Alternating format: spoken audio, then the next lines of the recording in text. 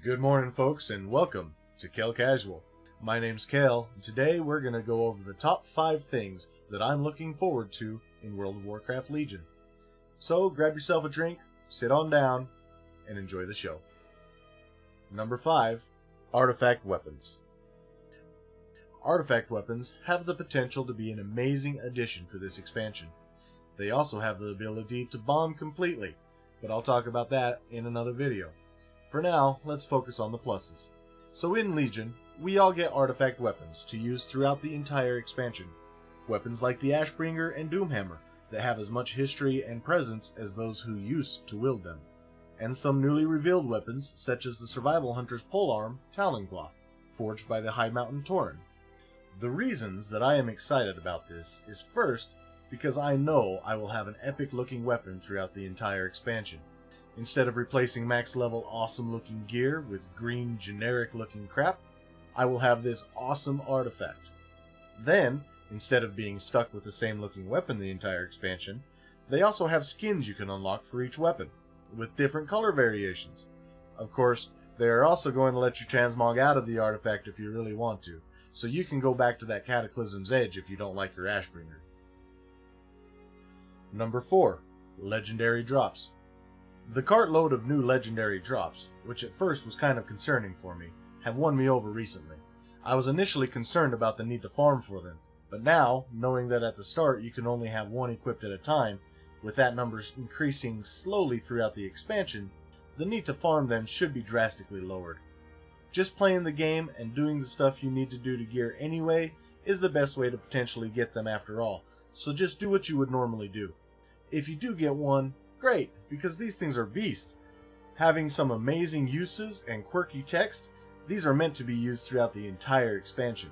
Since Blizzard is putting drop protection in place for these items, or bad luck protection, it means you are bound to get at least one eventually, and there shouldn't be anyone left out of the legendary party.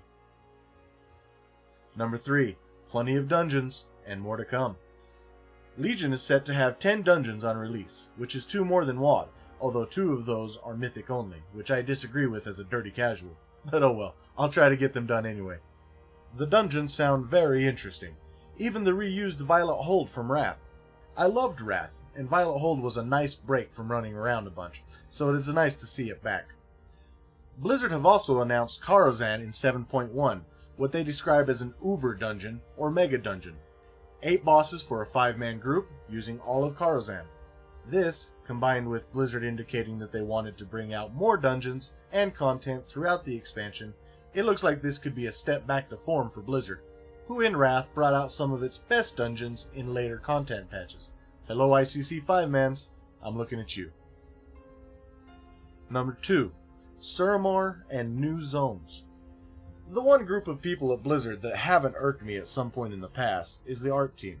While I have been trying to avoid too many spoilers on the views we will be getting in Legion, what I have seen so far is stupendous. I mean utterly fantastic. As always, the art team looks to have delivered a set of truly beautiful areas for us to hunt and kill stuff. I mean adventure in.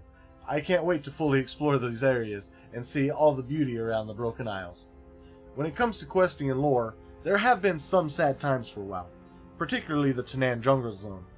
While it had some amazing potential, the execution was lackluster at best. Everything I have heard about from Legion, doing my best to avoid spoilers, has been a complete 180 on this though. Reports are saying that the questing, zone flow and layout, and lore dumps are top notch and back to true Blizzard form. Suramar in particular deserves special mention here, as the rush of leveling is already behind you by the time you have access to this max level only zone. And you can truly enjoy the first-rate story and interactions going on here. I look forward to digging into the full depth of this zone myself, and learning all I can about the newest Elven offshoot race. Number 1. Lore. Speaking of lore, the biggest draw in Legion for me is a return to main timeline lore. We are now truly getting closer to the final fight with Sargeras, and I sense that it may be closer than we think. Maybe by the end of this expansion, or the next. With Chronicles, Blizzard has established an enemy beyond Sargeras in the Legion, and the potential to write some really good and interesting new lore going forward. I believe that Blizzard will use the opportunity of this or the next expansion to close the door on the demonic threat to Azeroth, close the door on Illidan and Sargeras and Kil'jaeden, and open a brand new one on the ongoing threat from the Shadow and the Void Lords. It will be nice to finally end the true last threat from the original games, as Sargeras has been the big bad of Warcraft from the beginning. I hope that Azeroth, the Titan, awakens and helps us defeat Sargeras, and then begins to prepare us for the next big war. So that's it. That is the 5 things I am most looking forward to in Legion. What do you think? Please comment below, and if you liked the video, please subscribe so you don't miss any in the future. Thanks for joining me today on KhailCasual. I'm Khail, and I hope you have a great night.